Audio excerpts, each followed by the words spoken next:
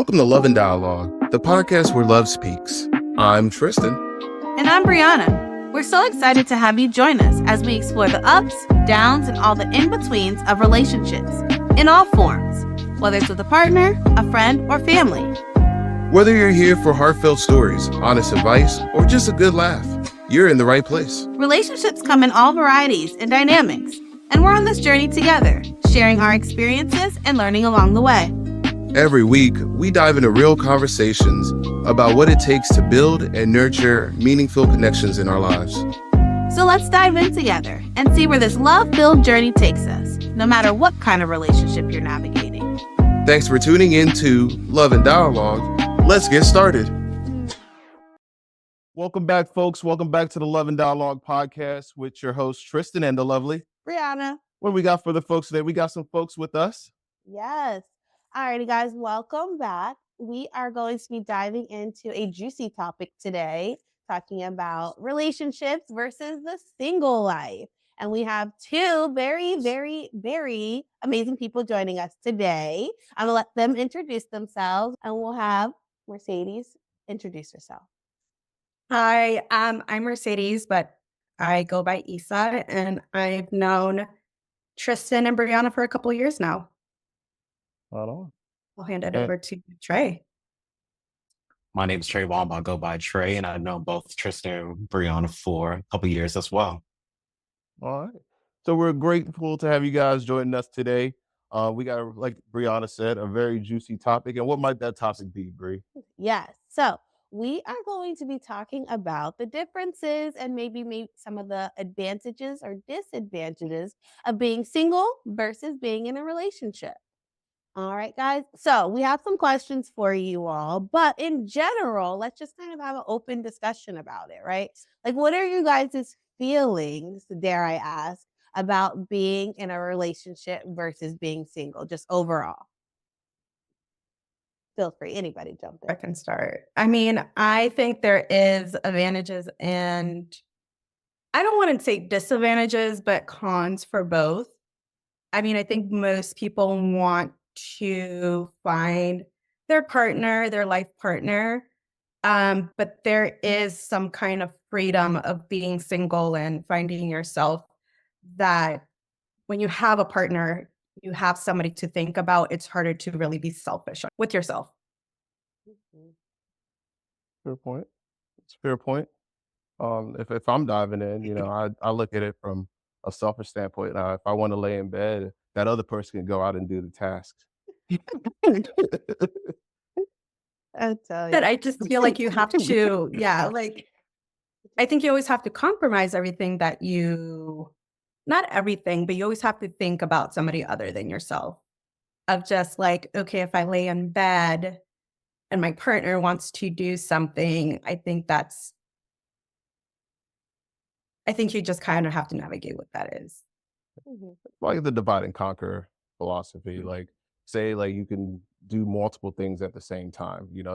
I see that as an advantage versus you having a shoulder to load for everything. Yeah. Well, I think to her point, I think there's pros and cons to both because also like I think the whole check-in thing, right? Like you don't have to check in with anybody. You just do what you need to do and get it done. And you got to worry about. You ain't got to worry about nobody else. I feel like it becomes more elevated when you're looking into living with a person versus having your separate spaces, where that's where you just mentioned the checking in. That becomes part of the equation. If you're living together, it's a little bit more elevated where you have to see that person 24/7 constantly.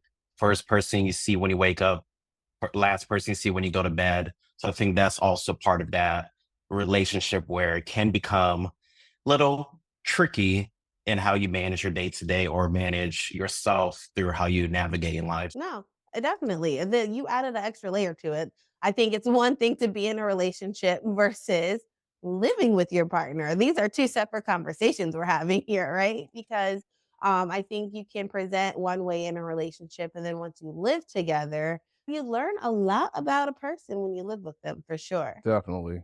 Definitely. Definitely. Yes. All right, guys. So the next question is kind of getting a little bit more deeper into this.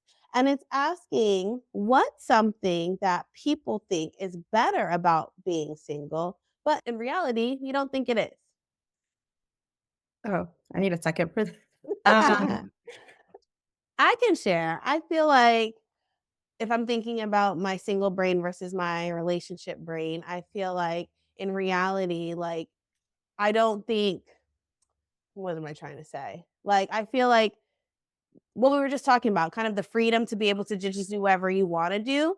I think it's great, but also it is nice to kind of have that connection with someone and to be able to go out and do something with someone all the time. Like you have them to be able to connect, like that's your guaranteed partner to go out versus kind of trying to always have to figure out who you're going to go out with or maybe even, going out alone, which some people do. You do that. You used to do that a lot. Yeah, I mean, but like to also piggyback on what you said, like the sharing experiences part, Yeah. it's always cool to, from my perspective, share experiences with people, whether it be friends or in a relationship. Hmm.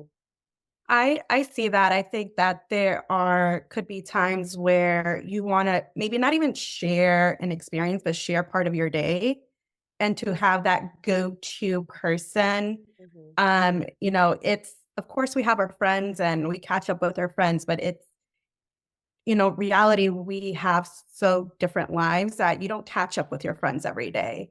But to have that person, whether it's a text of like, "I'm just going through this," or "Can you believe this happened?" or, "This happened at work." I think that is, and a pro of being in a relationship that when you're single, it's just a different dynamic when you have friends and, yeah, people that care about you, but not your partner or your person that you're sharing that with.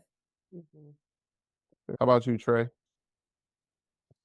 I'll say I agree to what everyone said, but it's definitely that adjustment where it's not just you anymore. You have to put more thought and consideration into yourself plus this plus one and everything you do and how you navigate. If you just want to have that alone time or just that me time, you have to at least figure out a way to properly communicate that to the other person, especially when it comes to those different love languages. If they're that person that constantly wants to always be in your face, wants to essentially be in your skin, quote unquote, you have to figure out that fine line of communicating, I need that time apart while it negatively conveying a different message to them. So definitely that line of separation. Hmm. Yeah, I think what you're talking about is just like expectations of partners, right? And I feel like we actually are gonna do an episode where we're talking about some of the myths related to being in a relationship and like what like spending all your time together that really make a relationship better. Like, you know what I mean? And not really having that time to be your own individual self. And I think that's the biggest thing, like when you talk about being single versus being in a relationship and finding the balance is like, okay, like when you're transitioning from being single to in a relationship, it does go from the thoughts of just myself to like an us thought, right? But then, like, I think some people take that us thought too far and it's like, it's only us. There's not anything that's separating us, which I still think that there is things you have your own individual time and space is so important too. Yeah. Yeah. So I'm going to switch it up a little bit. I'm curious, how is the dating scene out there these days? You It's hard know, out here. far removed from it, but I'm curious to know what are you guys' It's experiences? um, I think I'll just bring it up because I think Brianna and I had this discussion not too long ago of where we are now. Dating is very different of what dating was in even like our early 20s. Um, it's more, I feel more kind of impersonal when you meet somebody. Like I was just, hey, you're gonna go out and meet somebody. That's usually how things used to happen. And now that there's apps and social media, I think that's more of the go-to. And being in the 30s and realizing like this is how dating is has been for me personally, like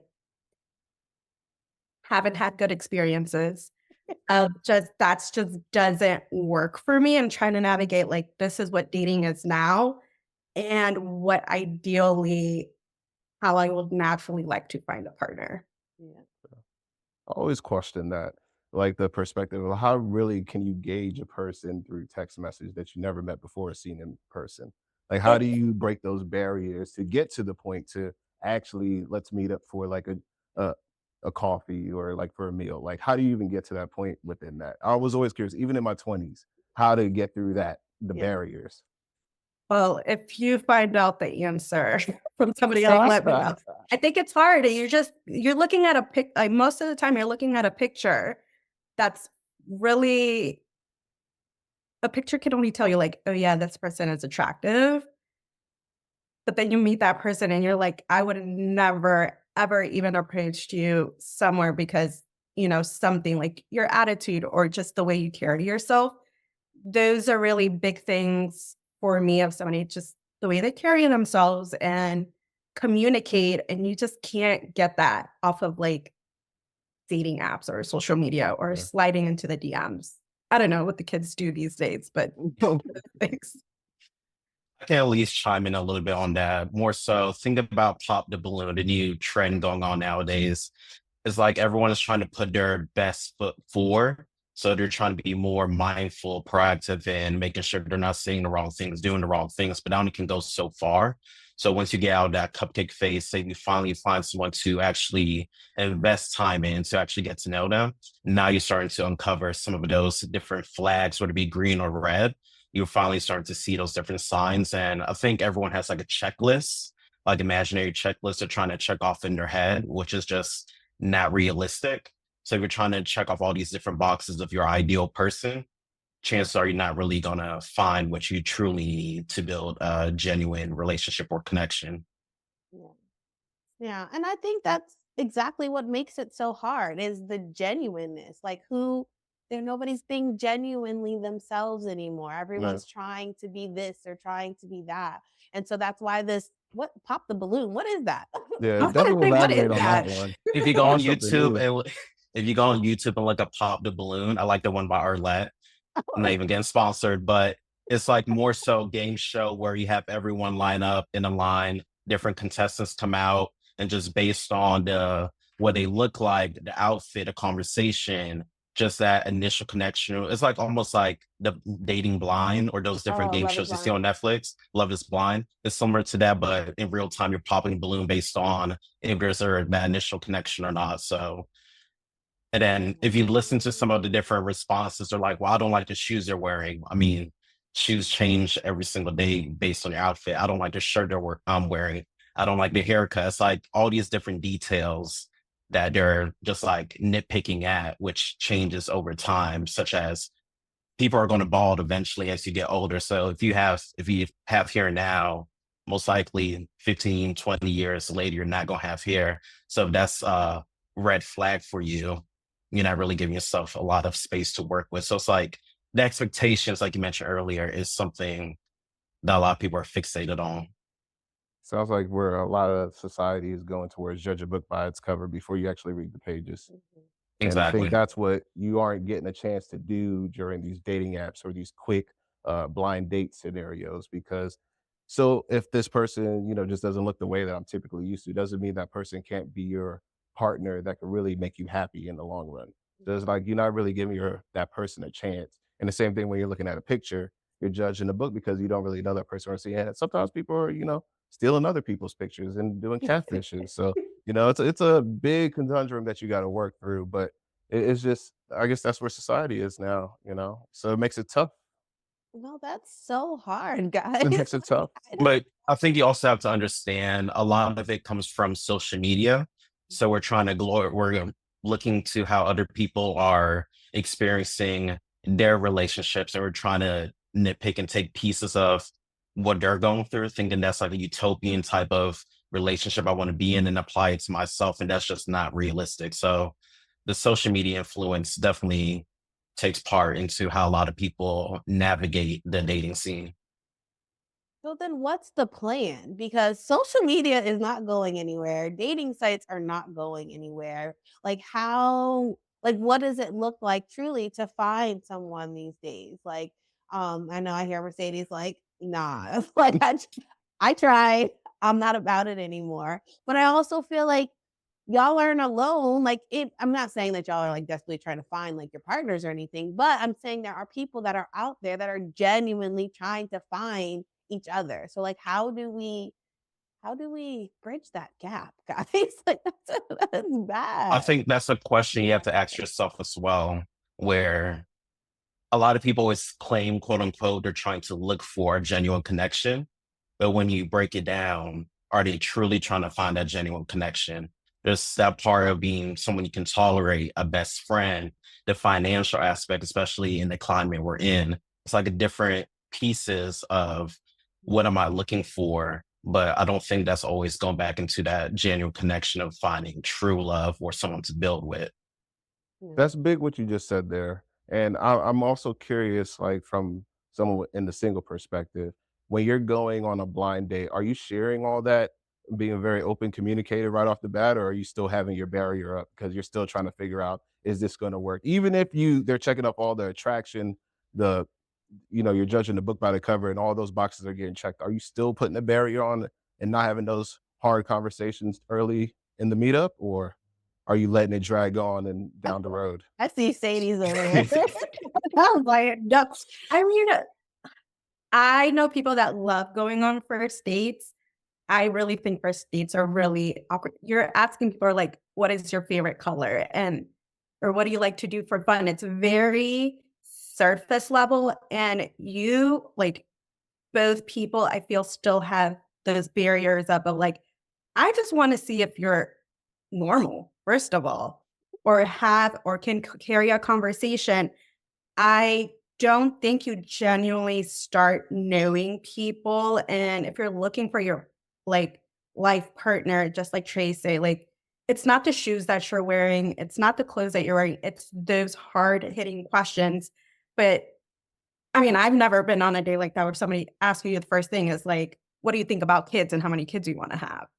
That is like, even though that's an important question to ask, people are I would be taken back in your first date of like, okay, we're moving way too fast. And I just feel like you're putting up a front on a first date. You want to impress. So you only talk about how, how life is great and all of that stuff. You don't really, unless you're really making that connection with the person, I think down the line, then you really start getting to know them. And it's like, okay, did I waste 3 months of thinking I know who this person is? Um, that is where, I didn't mean to like burst anybody's bubble. If they like first dates, please do. But I'm like, hey, for me, ideal is be like, hey, let's go somewhere on a vacation. I know that's like where, and you get to know somebody a little bit better than let's go out to eat and just talk about very like surface level things. So you answered my question that I was going to ask. 'Cause I was like, so then how do you get past the surface level nonsense? Because it's like there is this space of like, from what I also remember from dating is like, if you do go off the deep end, then it's like, oh, hold up, like this is too much for me. I'm not about this. But then it's like, then you're on the other side, you're waiting for the other shoe to drop the whole entire time. So where's the middle ground? Like, you gotta find it, I guys. feel like once you finally become a little more serious, but it's also that question, how do you know we're both serious now going forward? It's that moment of being more vulnerable in the type of conversations we're having. So we're not just at the surface level now. We're trying to get to truly know each other. We're looking at a family dynamic, how's your childhood, if that actually becomes part of the conversation. And then we start looking from the childhood connecting to where we currently are versus where we're trying to get to in the next 5 to 10 plus years. So it feels like an interview, but you want it to be more organic as we're just having day-to-day conversations. But at that part, me personally, I did try to avoid asking those heavy hitter questions initially, but it does trickle into the 5, 6 months later where it can now be a little bit more complicated if we don't have an alignment of where I would like to see myself in a 5 to 10 year plan versus where you see yourself in a 5 to 10 year plan. So it's like if we don't have the alignment, we don't have that certain shared values or vision. It's like, what are we doing here? And is there going to still be that certainty of us working out in the future if we're both not seeing that shared vision? So with what you guys just shared now and that we've brought light to, would now to re-ask the question, would you ask those heavy questions earlier on in the situation, or still keep it status quo to what you guys are currently doing? early on. I agree with Trey. I just, it depends what you're doing. If you're just dating to have like a good time, then of course those are not the questions that Fair you want point. to do. But if you're dating because you really want to find that person you're going to spend your life with, those are like, let's just, I, in a better way of just like, let's ask questions to just see, hey, this was a great date. Dinner was fine. Or yeah, I would like to see you the second time of like, maybe just asking like, what is your family like? Are you connected with your family? What do you think about growing families if that's important to you? Or, um, anything, what do you think about marriage? I think those are important to get out in the front end rather than 6 months in, you realize that this person is just not aligned with what you see your future looking like. Yeah. I think what I hear is from both of y'all is just intention, right? Like making sure that you guys have clear intentions of what the purpose of this gathering is, right? And I think that that's the thing too. It's like, again, I don't know what it's like these days, but I remember in the past of it being like very much of like nobody's nobody knows what anybody's really looking for, so everybody's just shooting in the dark and hoping that they're matching with somebody that's wanting the same things that they're wanting. So I think being intentional, and I think that goes from singlehood to also going into a relationship, right? It's like that transition of intention has to be constant, because if it's not, then you literally don't know what you're doing, right? Neither of you guys, or neither party does. So I think whether you're in a relationship or single, I think intentionality is something that needs to be at the forefront completely. Well, it's well said. Yeah. All right, guys. Well, thank you so much for joining us. I feel like we need to do this again. I feel like we just scratched the surface with like this difference in navigating this single world versus being in a relationship. Yeah. Would you guys come back? Most Yeah. definitely. Yay. Yay. Well, yet again, we thank you guys, Trey and Issa, for joining us today. And yet again, we are your hosts, Tristan and the Lovely. Breanna, be sure to follow us on all the things, Facebook, Instagram, YouTube, all the stuff. Like, share, and follow for more.